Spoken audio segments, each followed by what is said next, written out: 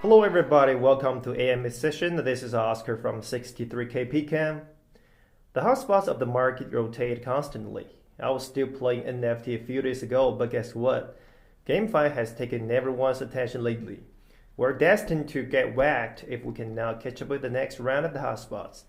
In addition to Web 3.0, I'm also paying close attention to MINTEREST, one of the decentralized liquidation projects strongly supported by DFG. But why on earth is the next hotspot?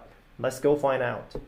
It's such an honor to have Mr.Josh, CEO of MINTEREST, to join our community and talk about the evolutionary history of the liquidation and MINTEREST itself, a project focused on on-chain liquidation. Hi Josh, it's so great to have you here. Please say hi and introduce yourself. Well, hi everyone, and thank you so much for having me here. Delighted to be here to talk about MINTEREST. Well, thanks for that. Now, without further ado, let's go to today's topic. Ask me anything. Now, we have many good questions, and we picked 5 of them. The winners are going to share the community airdrops in return. So, all right, here comes the first question. Can you please explain what liquidation is and why do we need it in our daily life at trading, and how does it work? Look, it's a great question. The reason liquidations occur in lending protocols is because lending protocols are what are known as over-collateralized. So what that means is the borrower has to put up more collateral than they actually borrow. So they end up with 2 pools of assets, their collateral and whatever it is that they've borrowed. And liquidations occur when the ratio of collateral to borrowing is below a certain threshold. And when that occurs, that means there's not enough collateral available. And so a liquidation event occurs where the collateral is sold down. And there are different models for that, but ostensibly, that's normally run by third-party liquidators. But in a nutshell, that's how that is done. All right, thanks for that. Well, here comes number 2. What was liquidation like in early days, and how to carry out off-chain liquidation now? I love this question because it has the word early days, talking about DeFi, and DeFi is really only about a year and a half old. Right. But right. but literally the way the model is done is that liquidators are external to the protocol. So there are people or users who operate outside the protocol itself. They scan the protocol, with bots. And when a borrower is under collateralized, which means they don't have enough collateral anymore because there's been a movement in the prices of the borrowed or the lent asset, or the interest rate that they're paying has eroded their collateral, then the liquidators step in, and the liquidators pay out the loan account, and they buy out the position of the borrower, and they buy them out at a discount, and that's their fee. So you can think about that something's worth $100 on market, but you're able to buy it for 90. You buy it for 90, and then you sell it on market for 100 instantaneously, and you've made a fee of $10. And that's actually how the liquidators make profit. Okay, yeah, well, thanks for that. So no problem. That's the old model. And what we've done is something completely different, which is we built out an auto liquidation process where all of the liquidation is done on chain. And that's really one of the unique aspects of MINTEREST. Okay, yeah, understand. Excellent. Well, number 3 question is, you can help us understand, give us a better understanding what MINTEREST is and how that is work exactly. Look, so MINTEREST is a lending protocol, much like protocols like Aave and Compound. The thing that makes MINTEREST different is in 2 key areas. One is in what is known as value capture. So what value capture means is how do you kind of collect fees, right, as a protocol? How do you make revenue or money? And the normal way that protocols do that is that they earn interest income. And they earn interest income because there's a difference between how much the lender repays and how much the borrower receives, and that's their fee. The thing that's different, though, is that MINTEREST has an auto liquidation process. The protocol runs the liquidation, so it makes the fee. It earns the liquidation fee and not the external liquidator. So suddenly what that does to MINTEREST is it makes it able to capture more value than any other protocol like on a kind of a direct comparison basis. It means that the protocol is able to earn significant revenue that is not possible in other models. And why that's important is because of what we do with that actual surplus. So the protocol itself automatically goes out and spends its operating surplus buying back its own tokens. And then it gives those tokens back to the users in the community. Okay. And what that reason that's important is obviously the protocol is going to have an impact on price because it's a buyer in the market that would not otherwise be there. And when you impact that price, what you also do is you impact the value of the tokens that we give to people as an incentive to participate. So, in short, why all this matters is because the more liquidity that comes into the protocol, the more that we support the token price, and the more we support the token price, the more liquidity comes into the protocol. And that's what's known as the flywheel effect. It's a self-reinforcing flywheel effect. It operates a bit like a snowball rolling down a hill. The bigger it gets, the bigger it gets. And those flywheel effects are common in traditional technology startups. You see them in Facebook and Google, but this type of flywheel effect, or it's actually a network effect, is new in DeFi, and that's part of MINTEREST design. Okay. So that's a long answer. Yeah. A long answer, but that's the full answer. Well, that'll help people understand what MINTEREST is exactly. Well, thanks very much. So here's the fourth question. What's the size of the demand for on-chain liquidation? And for MINTEREST, what is the advantage of the decentralized liquidation compared to centralized liquidation institutions? Look, the value of liquidation fees in DeFi today is measured in hundreds of millions of dollars. Like, it's extremely significant. And that value is not being captured by the protocols in DeFi. It's all going to liquidators. Mm-hmm. And I'm not here to criticize liquidators. They provided a valuable role.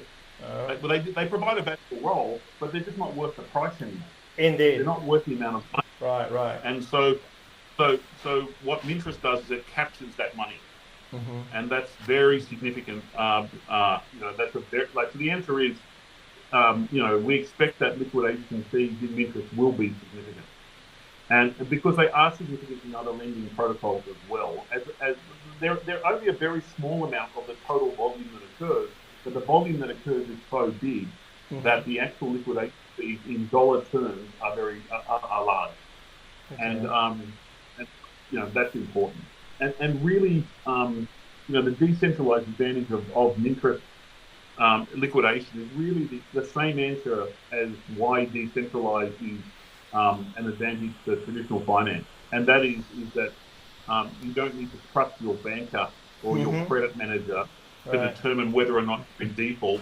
Code is law, and the rules are transparent. Everyone understands the rules, and if you operate within the rules, then you're not being liquidated. And so, from my perspective, that's a much fairer finance system than one where we have a big banking institution and the credit manager changes their mind, and then suddenly, you're having to sell your house. So, that's really that's the key difference. It's one of transparency, which is conditional for all decentralized, all blockchain projects. But it's a significant difference. Yeah, absolutely.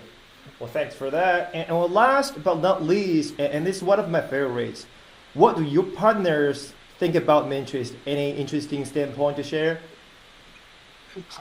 Well, the answer is it's always difficult for me to tell you what they think, but we have excellent partners. So I think one of the ways that people could make a judgment about the quality of what our partners think about us is by looking at the quality of our partners.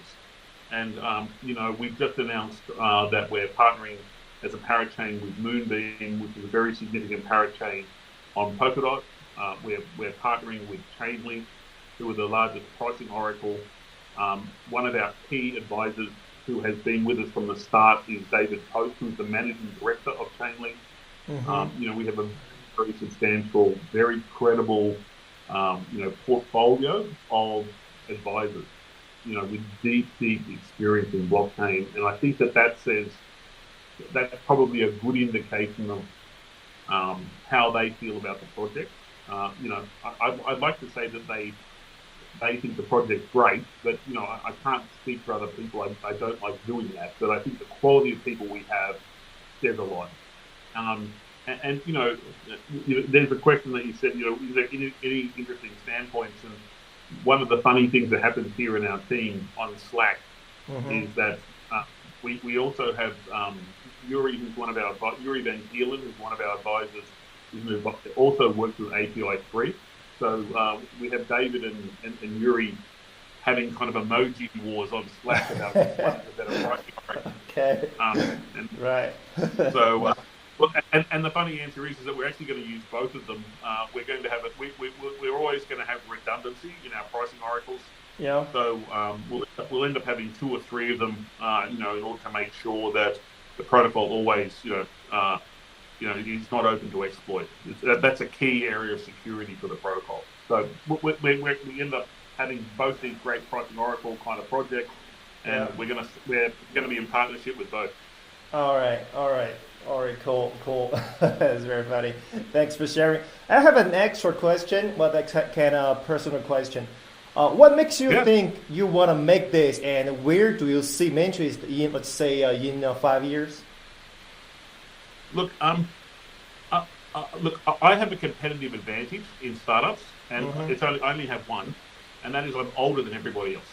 Okay. I started building startups back in 1996. Okay. And I modeled out the world's first point-to-point telco. I got involved in content platforms and marketplaces all through the Nordics. I did a lot of work in Asia. I worked in Japan and also in China on platforms there.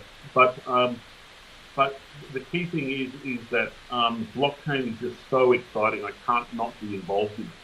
And DeFi is what DeFi seems like. It's becoming like a very substantial business. DeFi is only 5 minutes old. We really are on the cusp of something that could truly change the world. And being part of that is just too exciting to not be there.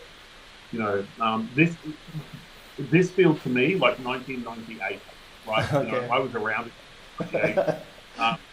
And that was kind of the tech boom. But even when we went through the 2000 tech crash, that's when things got exciting. And people say to me, look, when do you think that crypto is going to kind of crash? And the answer is, well, when was the last time we had a tech crash? And the answer was 21 years ago. And the reason why is no matter what the prices are or valuations of stocks in technology, the amount of value that's produced is so significant. Like it's like a freight train of value creation, right? And that means that even if the prices are high today, in 6 months' time they're cheap because the value's being created. And I'm really seeing the same trend now in blockchain. And I just think that's, in the whole crypto space, it's so exciting. There are things in crypto that won't last, right? And there'll be things that fall to the side. But there is enormous value now. You're looking at Solana, Polkadot, Ethereum 2.0, even businesses like Chainlink and all of these other businesses that are part of this massive ecosystem. The freight train has left the station in terms of how that value is now being built. And that did not exist 3 years ago. It does exist now. And so, prices will go up and down. But the long-term trend is something I'm very positive about, and what we're wanting to do with MINTEREST is to be able to bring that kind of technology to the general public. That's a real strong commitment inside this team. We really want to mainstream DeFi over the next 5 years. How do we get our mums and dads right to use DeFi? Right. And that's when it gets really, really interesting. So that's something we're really, we're very passionate about here in this team. Right. Hey, Josh, is there anything else you want to share with our communities, or you have any suggestions to other people? Well, look. The key. First of all, please connect with us. So please go and see on Telegram and in Twitter and in Discord. We have some big public events coming out. We've got an LBP coming up in a couple of weeks. Sounds good. But yeah, so that's all on the 15th of December. So please do reach out to us and find out all about that. I first thing I do want to share is that the LBP is really cool. I'm very proud of it. What we have done is we've created, for people who participate in the LBP, we've created 3,000 MINTEREST NFTs. So what the NFTs represent is the top 100 most influential people in blockchain ever.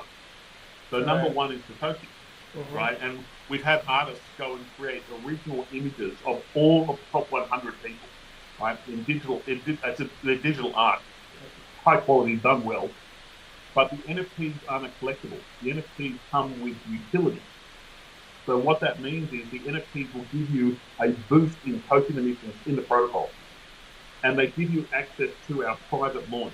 So we are doing a private launch that will be closed to the public, and only people who can participate are people who own an NFT, which you get in the LBP. And the reason that's important is because the tokens that are in the private launch are very substantial, and there's only a small number of people there. And the reason we're doing that is because we get enormous value because we run the protocol through a full cycle, right? We run through a full buyback cycle. So we run a private launch for like 4 to 6 weeks. But it means that people who provide liquidity to protocols will they'll receive significant token benefit by being there. So please go and find out the details of that. It's something new, it's something fresh that hasn't been done before, and something we're very proud of. Okay, thanks very much. I think that's pretty much about it. Thanks for the wonderful sharing, Josh. Really appreciate your time with us, and we are so optimistic about MINTEREST, and we do believe it will have a brighter future. Well, 63K PCAM, thank you. 63 PCAM will gradually add more excellent work. So thanks for joining us. See you next time. Thank you so much, Josh. Take care, buddy. Real pleasure. Yeah. Thank you. Cheers, guys.